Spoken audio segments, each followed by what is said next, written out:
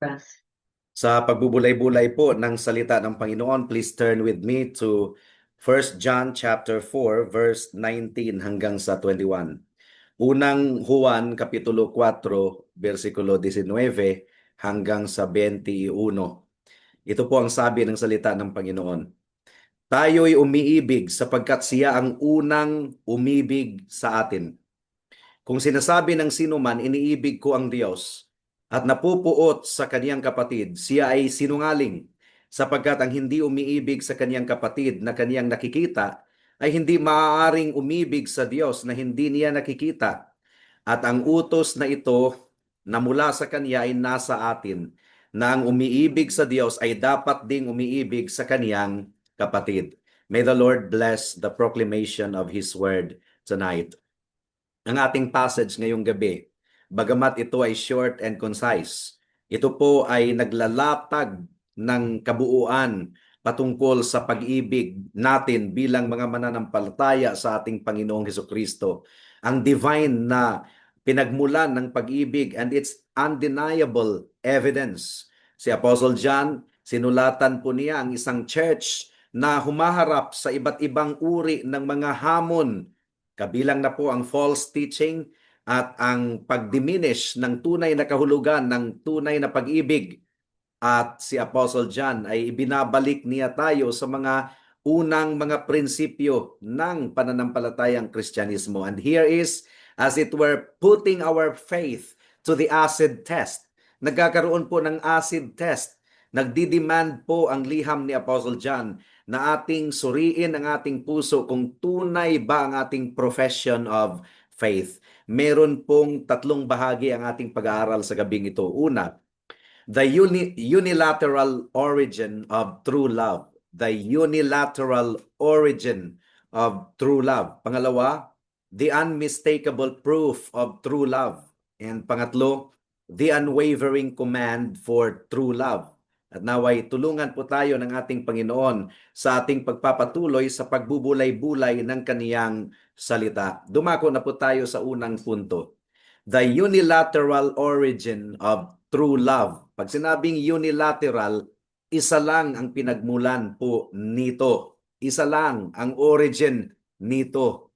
At ang origin ng tunay na pag-ibig ay hindi po tayo, kundi ang Diyos. Ang sabi po ng verse 19, tayo'y umiibig sapagkat siya ang unang umibig sa atin. So this is the unilateral origin of true love.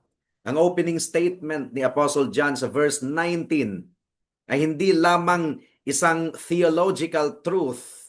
It is the bedrock. Ito po ang pinakapundasyon ng lahat ng pag-ibig na napapamalas ng isang Christian. We love because He first loved us. Ang pag-ibig po ng Diyos ay initiating. At itong sinasabi po ni Apostle John sa verse 19 ay echo or pagsasaulit lamang po niya ito. It is a powerful reinforcement sa nabanggit na niya sa verse 10. If you will read 1 John chapter 4 verse 10, ang sabi po dito, narito ang pag-ibig. Hindi sa tayo'y umibig sa Diyos, kundi siya ang umibig sa atin at sinugo ang kaniyang anak na pantubos sa ating mga kasalanan, na propitiation sa ating mga kasalanan. Now, i-consider po natin ang profound na implication nitong statement na ito. Ang ating capacity to love, ang ating ability to love, pag-ibig sa Diyos at pag-ibig sa isa't isa, ay hindi po natin ito binuo sa ating puso, hindi po ito nagmumula sa atin. Hindi po ito katutubo sa atin, itong pag-ibig na ito. Instead, it is a direct consequence. Ang ating pag-ibig sa Diyos at pag-ibig sa kapwa, direct consequence lamang po ito ng unang hakbang na ginawa ng Diyos sa atin. Unang hakbang ng Diyos. Consequence lamang ang ating response na iniibig natin siya at ang ating kapwa mananampalataya at kapwa tao. And it is a spirit-wrought response to God's prior initiating love para po sa atin. And this highlights the utterly unilateral nature of divine love in salvation. Remember, the Bible tells us, ang sino mang hindi umiibig sa Diyos, sumpain siya. Pero hindi po nagmula sa atin ang ating pag-ibig sa Diyos. We love because God first loved us. There is the unilateral nature of divine love in salvation. Ang pag-ibig po ng Diyos sa atin ay hindi po nakabatay sa ating pre-existing merit. Wala po tayo noon. Pre-existing affection, wala tayo noon. Remember, nung wala pa tayo kay Kristo, tayo ay napupuot sa Kaniya. Walang inclination sa ating puso na lumapit sa Diyos. Ayaw natin sa Panginoon. Ang pag-ibig ng Diyos na ipinamalas po natin ay isang soberanong pag-ibig ng Diyos na inumpisahan po niya. It is a sovereign initiative. Hindi po ang Diyos naghintay sa atin kung kailan natin siya ibigin una. Dahil wala pong maasahan ang Diyos sa atin. Such a response from our fallen nature is utterly impossible. Hindi po maaaring umibig ang isang tao na patay sa kasalanan sa Diyos. Ang ang ating laman ng puso, mga kapatid, mga kaibigan, nung wala pa tayo kay Kristo, hindi po pagmamahal sa Diyos, kundi pagkapuot laban sa Diyos. Romans chapter 8 verse 7. Please turn there. Romans chapter 8 verse 7. Ang sabi po dito, sapagkat ang kaisipan ng laman ay pagkapuot laban sa Diyos, sapagkat hindi ito napapasakop sa kautusan ng Diyos, ni hindi nga maaari. So ang katutubo natin na ugali, mga kapatid, is one of spiritual enmity and rebellion against God and His holy law. Yan po ang katutubo nating damdamin. Pagkapuot laban sa Diyos at sa kanyang batas. So i-consider po natin ang kabaliktaran, the stark contrast. Kung ang obedience sa batas ng Diyos, di ba? Kung ang obedience sa utos ng Diyos ay patunay ng pag-ibig natin sa Kanya, dahil sinabi po ng ating Panginoon sa John chapter 14 verse 15, if you love me, keep my commandments. So ang ating obedience sa Kanyang batas, ang siyang patunay na iniibig natin ang Diyos. Now, baliktarin po natin. Ang ating pagsuway sa batas ng Diyos, ang ating paglabag sa batas ng Diyos, ay isang patunay na tayo ay napupuot sa Diyos. Sapagkat ang opposite ng love ay hate. Di po ba? Sabi ni Jesus, if you love me, you will keep my commandments. At kung baliktarin po natin ito, if you hate me, you will disobey my commandments. So before conversion, hindi po natin masasabi na tayo ay umibig sa Diyos. Before our conversion, we were disobedient to the law of God. And that means before our conversion, we were haters of God. Napuot po tayo laban sa Diyos. Ayaw natin sa Panginoon. Bakit tayo inibig ng Diyos? Inibig tayo ng Diyos hindi dahil sa kung anumang meron tayo. Inibig tayo ng Diyos because He is love. Yun ang sinasabi po sa verse 8, God is love. Prior to God's transforming work sa bawat isa sa atin na mananampalataya, our natural state or our natural condition was diametrically opposed. We were, in essence, an embodiment of hatred. Napuot tayo laban sa Diyos. We were enemies of God just like the rest. We were children of wrath just like the rest. Gaya ng sinabi po ng Titus chapter 3, verse 3. Itong description ni Apostle Paul sa atin nung hindi pa natin nakilala ang ating Panginoong Jesucristo, na tayo ay mga kasuklam-suklam at napupuot sa isa't isa.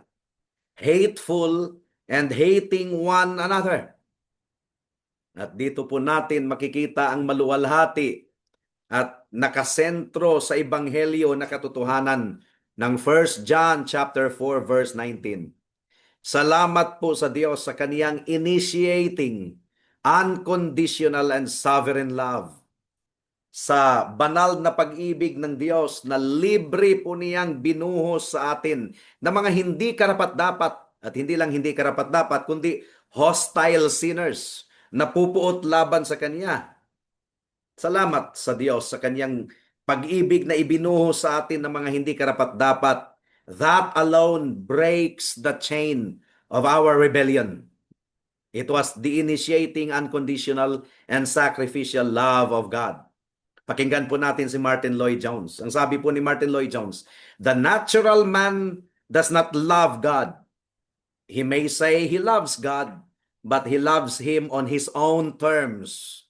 He loves the God, small letter G. He loves the God He has created, not the God who is there."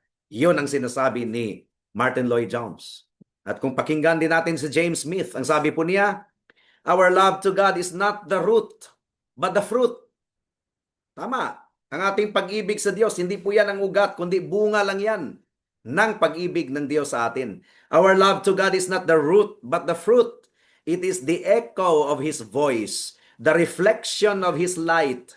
He loved us when we were unlovely, unloving, and utterly unable to love. What a beautiful statement from James Smith. So, ito po ay milagro mula sa Diyos. Mga kapatid, mga kaibigan, inibig tayo ng Diyos, hindi dahil lovely tayo or kaibig-ibig tayo, but because God is love.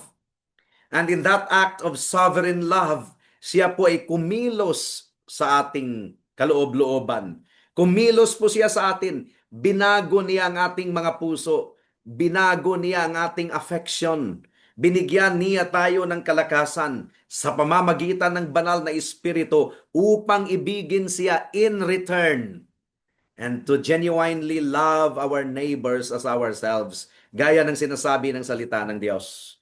So, ang ating pag-ibig po, mga kapatid, mga kaibigan, ang pag-ibig ng tunay na mananampalataya sa Diyos at sa kapwa ay para lamang sa kaluwalhatian ng Diyos. Our love is not the cause of God's love. It is the effect of God's love. Kaya sa Diyos lamang po ang papuri para sa miracle na ito na nagbago ng ating puso mula sa pagiging kasuklam-suklam at nasusuklam laban sa Diyos at sa isa't isa tungo sa pagiging vessels of love. Imagine, meron pong isang disyerto. Diba, disyerto, puro buhangin doon. Walang tubig, walang mga tanim, wala lahat. Wala pong human effort, wala pong pagsisikap sa tao. Kahit siya ay maghukay ng maghukay at maghasik ng binhi, wala po siyang magagawa upang ang disyerto na yon ay magkakaroon ng mga living plants or magiging blooming ang disyerto na yon. But then, meron pong isang life-giving na ilog na biglang sumulpot, biglang dumaloy sa disyerto na yon. At nagkaroon ng tubig ang disyerto. Ang disyerto, hindi siya ang dahilan kung bakit nag-flow ang river. Rather, ang pagdating ng river ang nag-transform sa disyerto na yon. And then the result is that life begins to flourish in that desert. Of course, it's just a hypothetical situation. Similarly, ang ating mga puso ay parang mga disyerto. Tuyo, tuyong-tuyo. Wala pong tunay na pag-ibig sa Diyos. Ang pag-ibig po ng Panginoon ay ang hindi nakikita, life-giving river na dumadaloy mula sa kanyang eternal nature that He is love. At pumapasok po ito sa ating buhay at ito ang nag-transform sa atin, enabling us to bear the fruit of love. Yun po ang unang punto, the unilateral origin of true love. Pangalawang punto, the unmistakable proof of true love. Ang hindi po maitatangging patunay ng totoong pag-ibig. Verse 20, ang sabi po dito, kung sinasabi ng sino man, iniibig ko ang Diyos at napupuot sa kanyang kapatid, siya ay sinungaling sapagkat ang hindi umiibig sa kanyang kapatid na kanyang nakikita ay hindi maaaring umibig sa Diyos na hindi niya nakikita. And of course, this is really a valid logic, valid argument forwarded by the Apostle John. So, siya po ay nagbibigay sa atin ng warning and indictment laban sa pagkukunwari na evident sa iilang mga Christians nung kaniyang kapanahunan. Kasi kung walang ganito, hindi sana sinulat ito ni Apostle John. Hindi po nagpipresent si Apostle John ng hypothetical scenario na merong mga nagkiklaim na iniibig nila ang Diyos pero napupuot sa kanilang kapatid. Hindi ito hypothetical scenario. Naniniwala po tayo na nangyari ito sa kapanahunan ni Apostle John. Kaya binanggit niya ito sa kanyang liham. In-expose po niya ang hypocrisy, yung pagkukunwari ng ilang mga members sa church na kanyang sinulatan. In-expose ni Apostle John ang hypocrisy ng certain individuals noong unang siglo. Sabi po ni Apostle John, kung meron pong nagkiklaim na siya ay umiibig sa Diyos pero simultaneously at the same time, siya ay napupuot sa kanyang kapatid na babae or kapatid na lalaki, yung taong iyan ay sinungaling ayon pa kay Apostle John. At ang logic ni Apostle John ay hindi po natin maaaring kontrahin sapagkat ang logic ni Apostle John ay mula po sa konkreto, patungo sa conceptual. Ang argument po ni Apostle John ay mula sa lesser to greater. Kung ang isang tao ay hindi talaga niya magawang ibigin ang kapatid na nakikita niya, nakakasalamuha niya araw-araw, linggo-linggo, kung hindi niya ito iniibig at kinamumuhian niya ito, papaanong mag-claim siya na iniibig niya ang Diyos na hindi niya nakikita? Di ba? The failure to love the perceptible and present, nandirito, ay hindi po ah, isang kapanipaniwala na magkiklaim siya na iniibig niya ang Diyos na invisible at hindi niya nakikita. So the failure to love the perceptible and present logically invalidates any claim of affection for the imperceptible and distant. At itong katotohanan na ito ay nagsisilbing acid test para sa authenticity ng ating profession of faith. Ang tunay na pag-ibig para sa Diyos ay nakaugat po sa bagong kapanganakan, regeneration, that necessarily overflows into tangible love for His people. Ang tunay na regenerate, na dating kasuklam-suklam at nasusuklam sa isa't isa, ngayon ay umiibig na sa Diyos at sa kanyang kapwa-tao. Si John Owen sa kanyang libro on mortification of sin ay nire-remind po tayo ni John Owen sa puso natin na mandaraya higit kaysa anumang bagay. Pinakamandaraya kaysa lahat. Applicable pa rin ito sa mga believers ha, kasi meron kasing nagsasabi na dahil binago na ng Panginoon ang ating puso, tinanggal na ang pusong bato at pinalitan na ng pusong laman, hindi na daw applicable ang Jeremiah chapter 17 verse 9 sa atin, that the heart is deceitful above all else, who can stand it? You know, meron pang remaining sin sa buhay ng isang mananampalataya. Meron pang remaining sin, nananatiling kasalanan and self-deception. And ay isa sa mga remaining sins na kailangan po nating i-search.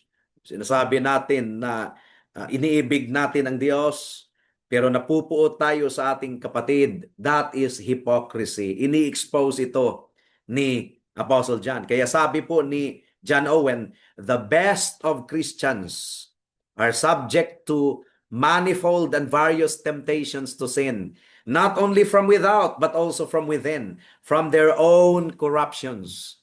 Kaya nga ang self-deception, di ba, the heart of man is deceitful above all else. Ang self-deception, nananatiling self-deception, remnant of that sin na nananatili sa atin, isa yan sa mga remaining sins na dapat po nating immortify, mga kapatid, mga kaibigan. And this verse serves as a sobering reminder. Paalala po para sa bawat isa sa atin. Particularly in the light of the biblical understanding of the human heart. Even in our regenerate na kalagayan, ang lingering presence ng indwelling sin or nananatiling kasalanan, kabilang na po ang self-deception, ay nananatiling panganib, potent or potential danger sa bawat isa sa atin na kailangan po nating immortify araw-araw. The sin of hatred. Hindi katulad ng ibang mga kasalanan na nakikita natin sa panlabas. Pero yung hatred, ang taong hateful lamang ang nakakaalam niyan. Di ba? Maaring itago yan at ang tao ay magaling pong magtago. It is a deeply internal sin known fully only to God. Yung hatred, that is a very secret sin na tanging ang Diyos lamang ang nakakaalam. Kaya nga sinasabi ng ating teksto, how can you say that you love God whom you do not see, and yet hate your brother whom you see? And yet, si Apostle John, by the inspiration of the Holy Spirit, ay ini-expose po niya itong kasalanan na ito in the harsh light of biblical truth. At ang purpose ni Apostle John sa pag-expose ng hidden hypocrisy ay hindi lamang po condemnation, hindi lang merely condemnation, but it is also redemptive. Sa papanong paraan redemptive ito? Dahil nais po ni Apostle John na ang kanyang mga readers ay magsuri sa kanilang sarili. He wanted his readers to exercise rigorous self-examination. True saving faith is always accompanied by fruit. Tandaan po natin yan. Lahat ng tunay na pananampalataya ay magkakabunga at magkakabunga.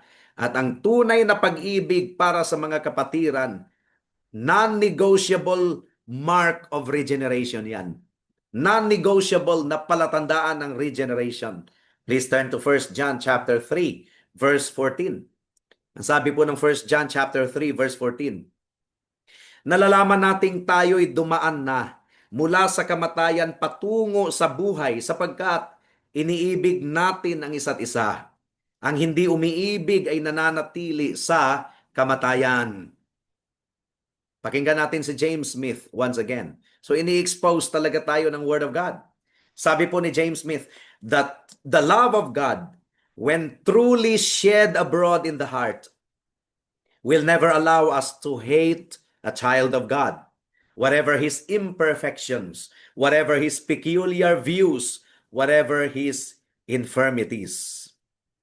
Now, maaring for a time ay magsasucceed po tayo sa panlilin lang natin sa iba patungkol sa tunay na kondisyon ng ating mga puso. But we can never deceive the omniscient God. Hindi natin pwedeng i-deceive ang ating Diyos. Gaya ng sinasabi po ng ating confession of faith, na ang Diyos, batid niya ang laman ng ating puso. God is a spirit, infinite, eternal, and unchangeable in His being, wisdom, power, holiness, justice, goodness, and truth. At ang sinasabi din ng Ecclesiastes chapter 12, verse 14, He sees all things, whether good or evil, and He will bring every deed into judgment with every secret thing. And therefore, pakinggan po natin itong warning na ito ni Apostle John. Let us heed this warning, striving by the power of the Holy Spirit upang makultivate po natin ang tunay na pag-ibig. Our love for the visible brethren is an undeniable witness to the authenticity of our love for the invisible God. Dumako na po tayo sa pangatlong punto. The unwavering command for true love. Verse 21. Ang sabi po ng verse 21, ang utos na ito na mula sa Kanya ay nasa atin, na ang umiibig sa Diyos ay dapat ding umibig sa kanyang kapatid. And in this concluding verse of chapter 4, mga kapatid, the Apostle John, ni-reiterate po niya, nire-repeat po niya, inuulit niya ang foundational truth na naglalarawan po ng isang tunay na Christian. Hindi po natin maaring ihiwalay ang pag-ibig ng Diyos at pag-ibig natin sa ating kapwa mananampalataya. Hindi lang ito teaching tool na ginamit ni Apostle John na inuulit-ulit niya ang kanyang statement. Repetition is one of the best teaching tools for emphasis. Pero hindi lang po ito teaching tool, mga kapatid. Itong repetition na ini-employ ni Apostle John ay nagsisilbing reminder sa atin, non-negotiable nature of the true Christian love. Genuine faith, ang tunay na pananampalataya ay nagbubunga at nagbubunga. Indeed, ang isang tunay na pastor o lingkod ng Diyos na nangangalaga ng kaluluwa ng mga tao ay gagayahin po ang ating Panginoong Hesukristo at maging ang mga apostles na hindi po tayo mag-aatubili na ulit-ulitin po natin sa pagbigkas ang mga mahahalagang konsepto or prinsipyo or katotohanan ng ating pananampalataya. And the commandment is presented with absolute clarity and compelling force. Kasi sabi po ng verse 21, whoever loves God must also love his brother. Ang umiibig sa Diyos, ay dapat niyang ipakita ang kanyang pag-ibig sa kanyang mga kapatid. So, there is really what we call a divine imperative and an intrinsic necessity. If we claim to love God, dapat ay mas mapatunayan ito sa ating pag-ibig sa isa't isa. Love for the brethren is not actually optional. Hindi yan optional. Hindi lang iyan dagdag sa ating spiritual walk, but it is an indispensable and unavoidable consequence of true love for God. Kaya itong verse na ito ay nangungusap sa atin patungkol sa transformative power of regeneration at ang ating pakikiisa kay Kristo. Kung sa pamamagitan ng soberanong biyaya ng Diyos, tayo ay naging kaisa kay Kristo, we have been united to Him through faith in Christ. The triune God who is eternally and essentially love, then our very nature has been reordered. Binago ang ating likas. The indwelling Holy Spirit, na tinatawag din sa Biblia na Spirit of Adoption and Spirit of Love. Siya po ang nagbibigay ng reorientation sa ating puso at damdamin at tumutulong sa atin upang i-reflect natin ang katangian ng Diyos. Trabaho po ito, gawain po ito ng banal na Espiritu. Sabi po ni Martin Lloyd-Jones, the Holy Spirit produces within us not only conviction of sin, but also the love of God and the love of the brethren. Hindi lamang conviction of sin ang ipinagkakaloob ng banal na Espiritu sa atin, kundi ang pag-ibig din para sa Diyos at para sa ating mga kapatiran. Consequently, ang ating buhay ay tinawag upang ipakita natin, ipamalas natin ang pag-ibig ng Diyos, not as a meritorious work, but as an authentic and necessary fruit of the new birth and the proof of the truthfulness of our union with Christ. Kaya kung wala po sa atin ang tunay na pag-ibig na ito para sa mga kapatiran, therefore, kaduda-duda po ang ating profession of faith. Kung totoo ba, kung tunay ba. Iyon ang paulit-ulit na tema ni Apostle John. And this commanded love is not merely an emotional sentiment, but it is an active, self-sacrificial commitment to the well-being and spiritual flourishing of our brothers and sisters in Christ. At ini-echo po nito ang pag-ibig ni Kristo sa kanyang iglesia na talagang inalay niya ang kanyang buhay. He sacrificed his life rather, to commend God's love unto us. At ang ating pag-ibig sa ating kapwa mananampalataya must also be sacrificial, initiating, and unconditional. Sabi po ni Charles Spurgeon, the test of our piety towards God is our charity towards man. If we love not our brother whom we have seen, how can we love God whom we have not seen? Now, come to think of a tree, isang puno. Isang malusog na puno. Alam natin na malusog siya na puno. Alam natin na merong ugat. Kahit hindi natin nakikita yung ugat, pero alam natin na merong ugat dahil malusog siya na puno na namumunga. Hindi mo idinagdag ang bunga. Ang bunga ay kusang lumalabas mula sa puno na malusog. The fruit grows naturally from its life. Similarly, hindi po natin dinadagdagan ang pag-ibig sa mga Christians. Ang pag-ibig po ay nakikita lamang natin dahil bunga po ito ng pagkilos ng banal na Espiritu and truly rooted in our hearts. The fruit of love for our brothers and sisters will naturally, inevitably begin to appear. Kung wala pong bunga ng pag-ibig sa ating mga kapatiran, kailangan po nating i-question seriously kung tunay ba na nakaugat ang pag-ibig ng Diyos sa puso at kaluluwa ng isang tao, and therefore we have the right to question the profession of faith of that person. Kaya nga ang 1 John chapter 4 verse 19 to 21 ay hindi po ito nag-iiwan sa atin ng room of ambiguity na meron pang kalituhan, wala na.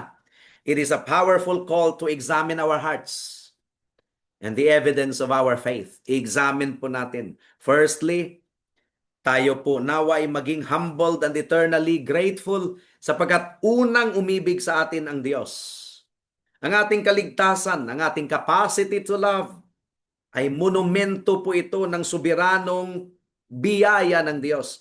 Unilateral and amazing grace. Hindi po natin iniibig ng Diyos dahil gusto nating kitain ang kanyang pag-ibig. No, we are loving Him because He loved us first. And secondly, nawa po ay honest tayo patungkol sa kondisyon ng ating puso or patungkol sa ating pag-ibig sa isa't isa. Do we truly love the brethren? Or tayo po ay nagha-harbor ng resentment, bitterness, or indifference? May babala po si Apostle John sa atin. Kung hindi po natutunghayan sa ating buhay ang pag-ibig para sa kapatid natin na ating nakikita, that is a direct contradiction to any claim of love for the invisible God. Hindi po ito suggestion. It is a declaration of truth. And finally, yakapin po natin ang banal na utos ng Diyos. Whoever loves God must also love his brother. Hindi po ito burden, hindi ito pabigat, but it is a blessed privilege, a clear mark of our new nature in Christ. Kaya tayo ay magsumikap sa pamamagitan ng kapangyarihan ng banal na Espiritu to actively demonstrate this love in tangible ways through forgiveness, service, patience, encouragement, and prayer for one another. Nawa itong passage na ito ay mag-udyok sa atin na tayo ay magpasalamat sa Panginoon sa kanyang initiating love. Mas magiging maalab po at magiging honest ang ating practical love for all those who bear the name of our Lord and Savior Jesus Christ. Sa Kanya po ang papuri. At para sa mga kaibigan natin na wala pa sa Panginoon, nawa po ay hilingin mo sa Diyos ang tunay na pagbabago ng puso, tunay na pag-ibig para sa Diyos at pag-ibig para sa kapwa. Kaibigan, kung ikaw ay lumalabag sa kautusan ng Diyos, that is a proof that you do not love God. You hate God. Because God says, if you love me, keep my commandments. And the Bible tells us, whoever does not love the Lord, let him be accursed. Ikaw yon kung wala kang pag-ibig sa Diyos. Sino mang walang pag-ibig sa Diyos, siya ay sumpain. Kaya tumawag ka kay Kristo, kaibigan, magsisi sa kasalanan at magtiwala sa kasapatan ng kanyang dugo at katuwiran upang ikaw ay maligtas. Gawin mo na ito ngayon na. Baka bukas ay huli na ang lahat. Tayo po ay manalangin. O aming Panginoon, salamat po sa mensahe ninyo sa gabing ito.